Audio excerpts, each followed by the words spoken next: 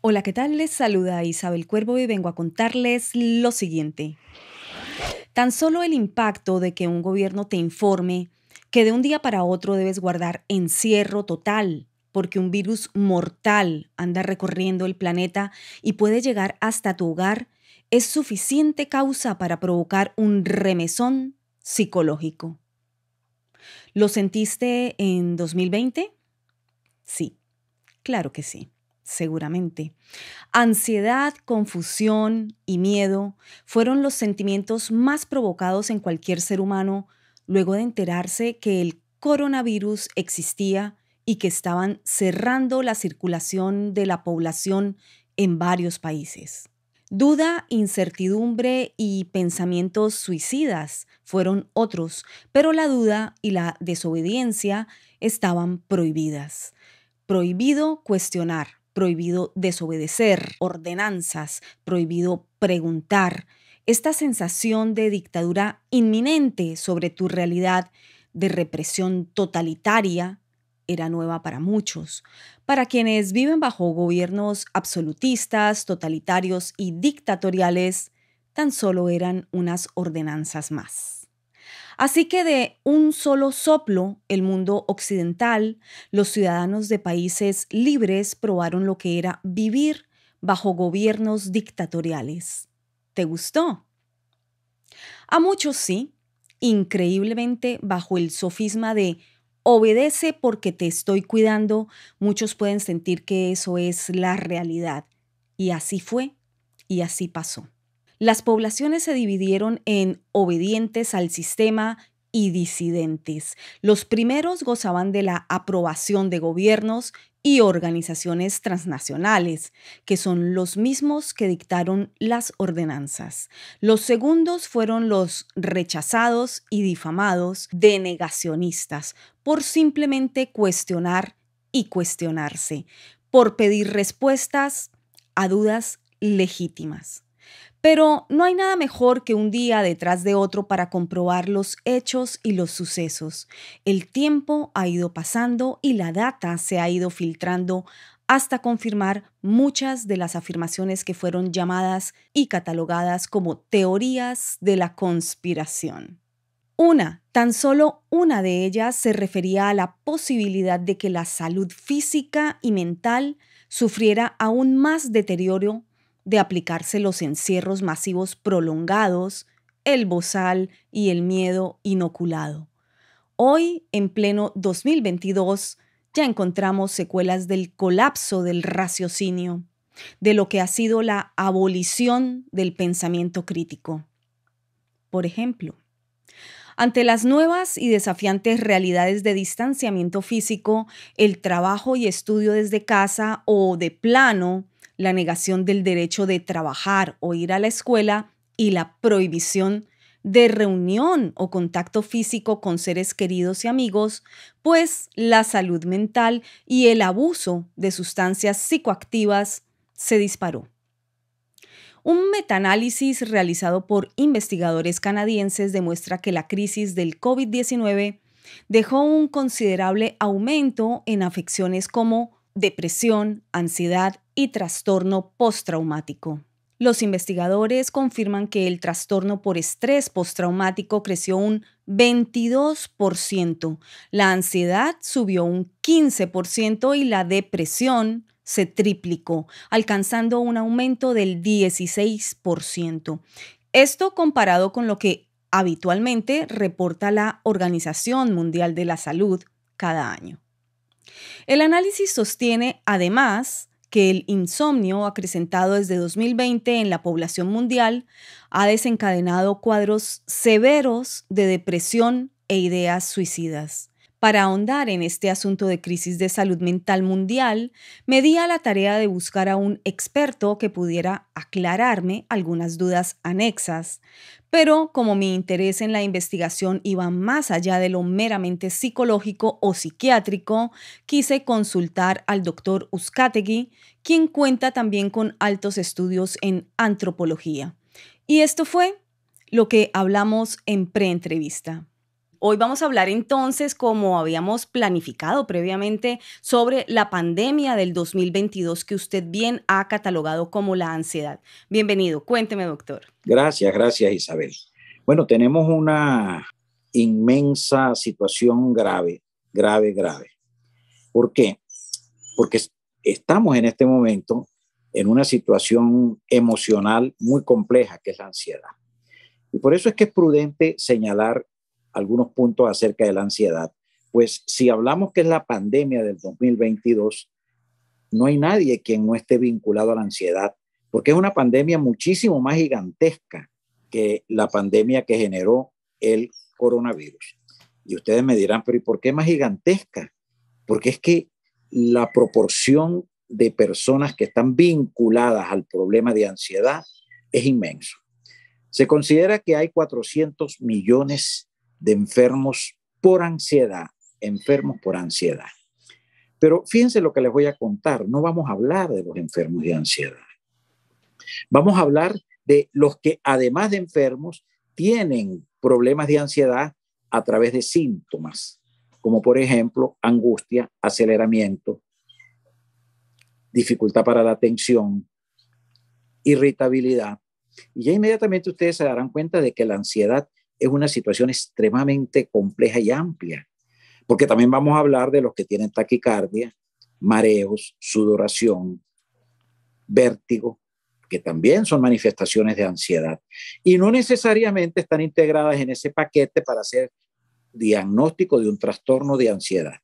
Les cuento, un trastorno de ansiedad es lo que clínicamente se llama un trastorno de pánico, una fobia social. Son cuadros ya muy específicos, pero es que, ¿qué pasa con todo el mundo de síntomas de ansiedad? ¿Y qué decir, y qué decir de los problemas que sin ser necesariamente tampoco integrados al trastorno, afecta la ansiedad como es las ideas negativas, ideas pesimistas, ideas de muerte, ideas de que voy a morir, ideas catastróficas? Es decir, interpreto todo lo que sucede a mi alrededor de una manera exagerada, catastrófica, maléfica. De modo que esto es un adelanto para mostrarles por qué estamos hablando de que la ansiedad es la gigantesca pandemia del 2022. Porque ahora comparto con ustedes una pregunta.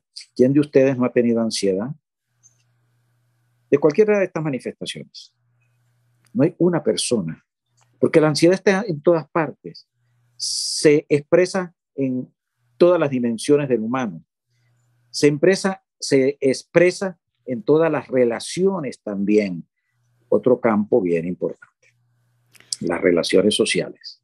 Por ansiedad cometemos imprudencias, agredimos a seres queridos, por irritabilidad, por gestos inadecuados, desagradables. Acabamos con los amores bellos, maltratamos a los niños. Estoy muy molesto, estoy muy incómodo y no quiero expresiones de una persona por ansiedad. Recuerden que ansiedad está totalmente integrada a lo que se llama tradicionalmente como estrés, pero en realidad lo que hay son grandes cuotas de ansiedad. ¿Acaso por ansiedad no perdemos el trabajo? No somos impulsivos, no cometemos imprudencias, no hacemos lo que no se debe hacer. Ese mundo tan maravilloso de la ansiedad, qué bueno es conocerlo. De modo que un aplauso a Isabel, gracias a Isabel, que nos hace apertura a esta posibilidad de entrar en el mundo de la modernización de la mente. ¿Qué llamamos modernización de la mente? Cuando hay la posibilidad de conocer en primer lugar el mundo de la ansiedad. Doctor, entonces venimos de años de encierro, de años de ordenanzas muy fuertes, jamás imaginadas, yo creo que por la población mundial, en cuanto a que jamás pudimos haber imaginado que la cantidad de países que se cerraron al unísono en el mundo, pues hubiese sido factible en algún momento. Nos agarró de un momento a otro una situación de salubridad mundial que venía recorriendo el mundo de oriente hacia occidente. Nos vimos encerrados, amordazados, limitados en nuestra capacidad no solamente de tránsito, sino también de comunicarnos, limitados en la capacidad de trabajar, limitados, o sea, fueron una cantidad de supresiones de libertades civiles e individuales, como lo llamo yo, que definitivamente esto tenía que ocasionar problemas de ansiedad, pero ¿qué otras problemáticas de orden de salud mental se ocasionaron debido a las restricciones políticas enviadas a causa de la llegada de esta situación de salubridad mundial llamada pandemia del coronavirus? Claro, claro. Es prudente, Isabel, y me voy a permitir darte la respuesta, pero te voy a anteceder, hacer una reflexión. No es que la pandemia, el coronavirus, la COVID-19, generó los problemas de ansiedad. No, no es que ese virus necesariamente llegó al cerebro a potenciar la ansiedad. No, había ya una predisposición del humano para generar problemas de ansiedad. Desde hace muchas décadas la humanidad está impregnada de factores altamente ansiogénicos. La demanda, la competencia, sociedad de fatuas, un diseño de consumo occidental que lo que hace es generar ansiedad. Llegó este factor, tanto el virus como elemento etiológico, como todo lo que rodeó el fenómeno de la pandemia, la limitación de interacción social y todos los otros factores trágicos que generó la pandemia. Recordemos que estamos hablando de la peste del siglo actual, del momento. La peste es una de las expresiones más duras para la mente. Bueno, de modo que es interesante tener en cuenta eso de que ya estaba la predisposición, ya habían debilidades en la dimensión del mundo emocional y apareció algo que explotó mayor esas debilidades. Pero es que al lado de la ansiedad está otra complicación, que es una de las peores complicaciones de la ansiedad, la depresión. La depresión atropella, aplasta. La depresión lleva un monstruo dentro de sí, que es el riesgo suicida. ¿Qué cantidad de suicidios en el mundo han explotado? Están presentes en la mente de cientos de miles y de millones de seres. Lo que pasa es que no se les olvida a ustedes que el suicidio es uno de esos registros que son muy difíciles precisar y se convierte en subregistro. Ni la familia quiere plantear de que un familiar se le suicidó, ni el que tiene ideación suicida se le hace fácil plantearlo. Entonces, con la ansiedad, el factor más letal de complicación, la depresión, con todas sus manifestaciones, disminuciones para la capacidad laboral, para la toma de decisiones, debido a la tristeza, porque ¿qué es depresión? Dos indicadores pueden darnos una visión ya para introducir qué es depresión. Un ánimo aplastado, no me provoca nada, no quiero nada, y una energía inútil, no me provoca tener acción, no me provoca resolver problemas, además de toda la problemática que aparece, como es la ideación suicida. ¿Cuántos problemas por ejemplo, de disfunción sexual produce la depresión y también la ansiedad? Pero ¿cuántos problemas laborales? No tengo competencias y me botan de mi trabajo. También hay otra serie de situaciones que es prudente tenerlos en cuenta. Hay un mundo complejo también que son los trastornos bipolares. Los trastornos bipolares se caracterizan porque es un problema depresivo más estados de aceleramiento, de atropello, de ideas y de acciones que tiene el individuo. Es decir, es ondulante el humor, sube y baja. Claro que ha aparecido potenciado por el fenómeno del coronavirus y complicado también con la ansiedad. ¿Y qué decir de otros problemas más complejos, como por ejemplo ese mundo de la esquizofrenia, que es perder totalmente el sentido de la realidad, vinculado también a muchos problemas del coronavirus, bajo el efecto del virus que toca el cerebro y bajo el efecto de la enfermedad. Son dos cosas diferentes. Una cosa es cuando un virus se introduce en el sistema biológico y toca el cerebro y altera los neurotransmisores. Y otra cosa es cuando la enfermedad, que es en este caso la COVID-19, genera toda una serie de situaciones económicas, políticas, afectivas, laborales, que son también durísimas, implacables. Qué duro es perder el trabajo. Qué duro es oír que los fake news no nos dan claridad si realmente el virus está disminuyendo o está presente, dónde se generó, si realmente las vacunas tienen posibilidades de estabilizar este problema tan gigantesco. Y ahí se le agrega otra dimensión a la enfermedad.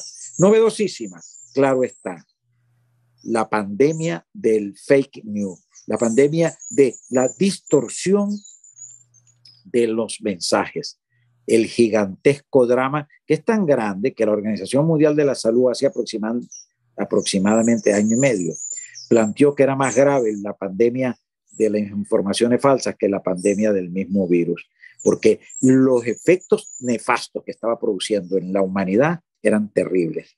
Ahí está una de las grandes causas de ansiedad, la infodemia, que es la gran alteración de millones de seres debido a la información falsa. A la alteración de la información, doctor, y usted ha tocado un tema que obviamente es una de mis pasiones en cuanto a informar, porque justamente es la alteración de la información, la supresión también de la información que está ocurriendo en el mundo desde hace décadas atrás, no necesariamente a raíz de la pandemia, ¿no? O de la llegada de la pandemia. Pero también hubo, como decía, mucha supresión de información en cuanto a que la ciencia no se permitía discutir o aún no se permite discutir, digamos, versiones contrarias, diferentes, diversas sobre cómo abordar justamente este asunto de el coronavirus. Hubo o hay aún todavía muchos científicos silenciados. ¿Qué piensa usted de eso? Que es parte del gran conflicto que tenemos en nuestras sociedades en este momento. En este momento no hay nada claro. En este momento no está definido realmente dónde está la verdad y dónde está la mentira. En este momento las máscaras que se generan con la comunicación se ha convertido en una enfermedad. De modo que ya es tan difícil saber si hay razón en los que argumentan que se ha debido hacer las cosas de una manera como de otra.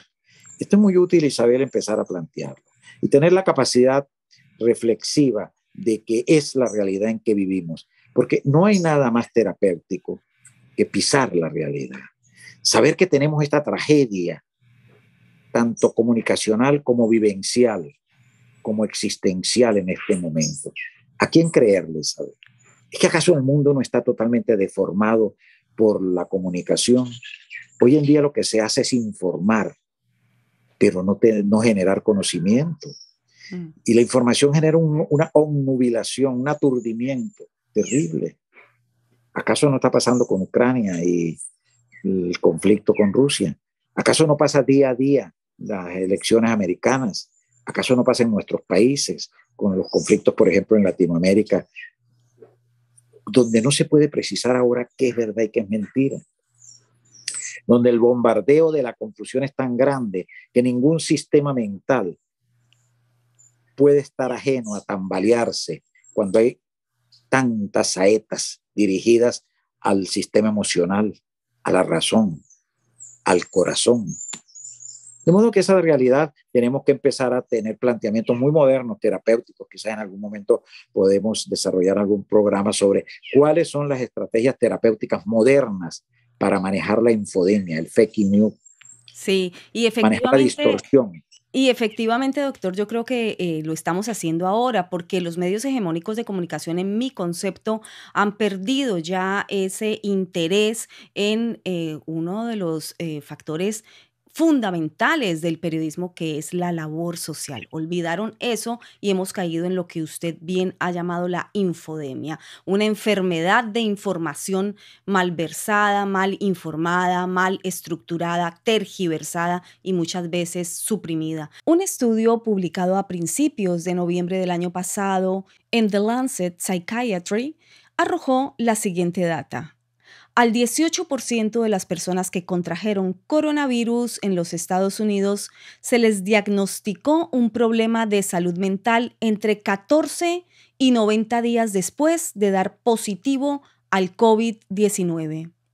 Es decir, no solo las medidas impositivas y restrictivas impuestas por gobiernos y organizaciones transnacionales ocasionaron desequilibrio mentales, el propio virus también deja secuelas en la mente. Cuando la pandemia del coronavirus llegó al mundo en 2020, intensas emociones de miedo, soledad y tristeza se apoderaron de la vida de millones de seres humanos. Sobre todo al principio, los expertos temían que estas emociones perduraran y afectaran la salud mental de toda una generación. Y así fue. La realidad es que tardaremos años en evaluar la verdadera repercusión del COVID-19 sobre nuestra salud mental. Aunque el virus pierda fuerza, los efectos económicos y sociales de la pandemia perdurarán. Afectarán a los padres y las madres que pensaron que ya habían dejado atrás sus peores experiencias y que, sin embargo, vuelven a tener dificultades para darles de comer a sus hijos. Afectarán al niño que se quedó rezagado después de meses sin poder ir a la escuela y también afectarán a los menores que tuvieron que abandonar sus estudios para trabajar en una granja o una fábrica, por ejemplo, porque no todo es primer mundo. Esos efectos seguirán socavando las aspiraciones y los ingresos conseguidos a lo largo de toda la vida de una generación que se vio obligada a interrumpir su educación. En efecto, existe el riesgo de que la repercusión de esta pandemia cause estragos en la felicidad y el bienestar de todo ser humano. Sin duda, ha puesto en peligro las bases que sustentan la salud mental. Así que le pregunté sobre ello al experto, y esto es lo que nos aclara el doctor Uzcategui. Doctor, me llamó mucho la atención que al inicio usted me dijo que incluso los casos de ansiedad superan los casos de pandemia de coronavirus. ¿Por qué ocurre eso? ¿Cómo se desencadena la ansiedad como una epidemia o pandemia o de forma viral, por llamarlo de alguna manera, en el mundo? ¿Cuál es el principal detonante? Lo primero es que recuerden que el coronavirus no está en el organismo. El coronavirus apareció y entró al organismo. La ansiedad está en el organismo. La ansiedad es una de las funciones más importantes de la mente. La ansiedad, cuando decimos que es una de las funciones más importantes, quiere decir que está allí desde que nacemos. Los primeros llamados de auxilio del bebé es una respuesta ansiosa para sobrevivir. Y así sigue la vida del humano. Y entonces nuestra función mental, ansiedad, que es una respuesta extremadamente normal, esto es muy útil tenerlo en cuenta, porque uno de los problemas que también tenemos poco a poco que ir en el proceso de psicoeducación es limpiando una serie de connotaciones que se le da, por ejemplo, a la palabra ansiedad. Entonces, cuando se habla de ansiedad, ya se hace una relación con algo negativo, patológico, enfermedad, inadecuado. No. La ansiedad es una función tan elemental como el pensar, como la atención. ¿Qué sucede? Que dependiendo de una serie de situaciones, aparece entonces un cambio y se va de lo que se denomina ansiedad útil o ansiedad buena, que es la ansiedad que nos genera alerta, que nos hace ser estratégicos, que es la ansiedad que está en el encuentro bello de la atracción de dos seres, que es esa sensación que hay en el abdomen por emociones afectivas, que es esa taquicardia bonita cuando veo a la persona que me gusta, Cuando eso ya no está funcionando de esa manera, sino está exagerando estas respuestas y está exagerando otra serie de vínculos, como es, por ejemplo, la toma de decisiones con la ansiedad, pero toma de decisiones torpes, hablamos entonces de problemas de ansiedad. Entonces, por eso es que claramente, Isabel, es obvio que los problemas de ansiedad son gigantescos proporcionalmente en el mundo en relación al coronavirus, porque el coronavirus inclusive va disminuyendo su proceso viral después de estar en contacto con muchos sistemas biológicos, que es lo que ha sucedido, además de las vacunas, etc. La ansiedad lamentablemente se contagia. Y cuando empieza a contagiarse la ansiedad negativa, ¿a dónde vamos a llegar a lo que tenemos? La gran pandemia del 2022. 400 millones de enfermos significa más o menos la población americana. Más grande que la población suramericana. Más grande que la población brasileña. Más grande que la población mexicana. Si a eso le agregamos todas las complicaciones que dan los síntomas de ansiedad, es obvio que nada es comparable con los problemas de ansiedad en este momento en la historia de la humanidad. Nada.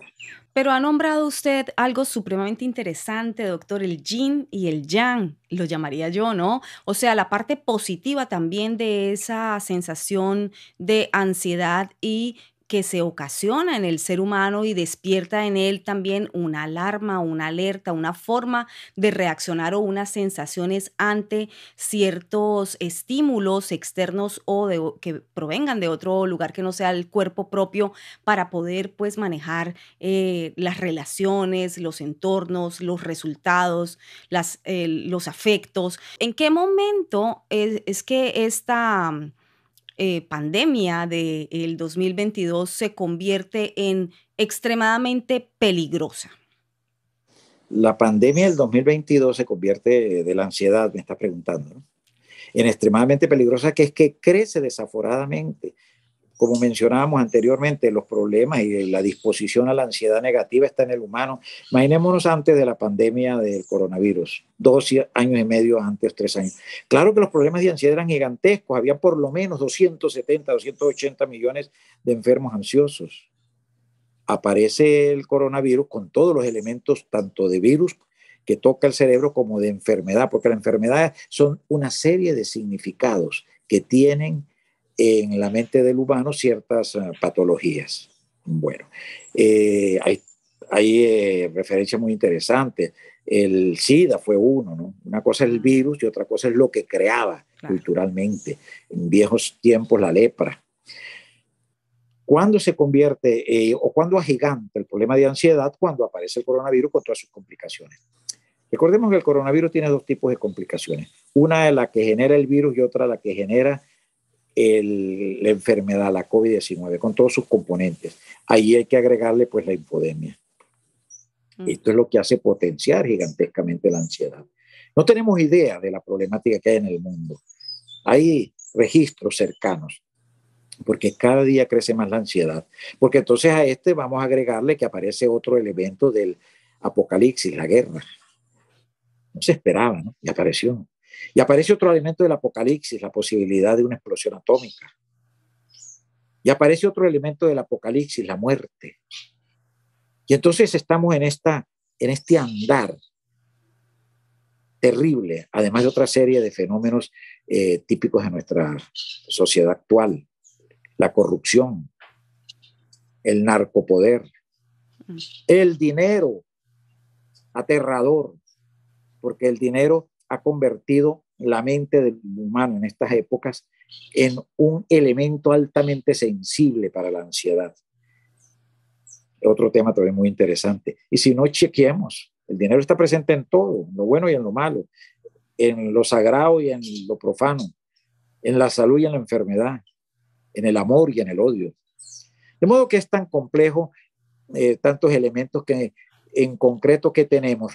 Pensar que podemos aprender a manejar la ansiedad negativa o tóxica y llevarla a un nivel de ansiedad adecuado, prudente, estratégico. Por ejemplo, tener como referencia la imagen tuya que en este momento tú estás produciendo a través de los medios de aplomo, de serenidad, de encanto, de alegría y de belleza. Sin duda que ahí hay ansiedad bonita. Doctor, muchísimas gracias. Sí, conservar ese rasgo de ansiedad positiva para construir y no destruir. Vendría Perfecto. siendo como la sinopsis de lo que nos acaba de explicar. Doctor, usted sabe que yo trabajo noticia política, análisis geopolítico.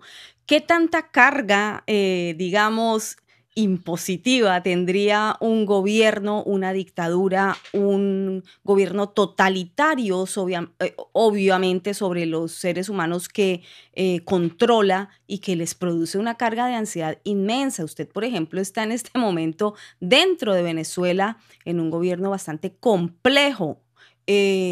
Catalogado como una dictadura por muchos otros países. ¿Qué piensa usted? ¿Cómo vive allí? ¿Cómo sobrevive la gente con esa carga de un gobierno tan represivo?